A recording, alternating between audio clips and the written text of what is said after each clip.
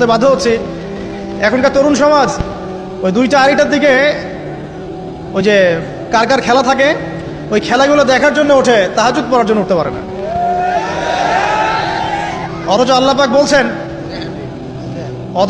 বলছেন কি যে শেষ রাতে আল্লাহ পাক প্রথম আসমানে নেমে আসেন এবং আহ্বান করেন, কে আছো আমার কাছে কিছু চাইবে আমি দিব, কে আছো আমার কাছে রিজিক চাইবে দিব, কে আছো আমাকে ডাকবে আমি তোমার ডাকে সাড়া দিব, কে আছো আমার কাছে ক্ষমা চাইবে আমি তোকে ক্ষমা করে দিব।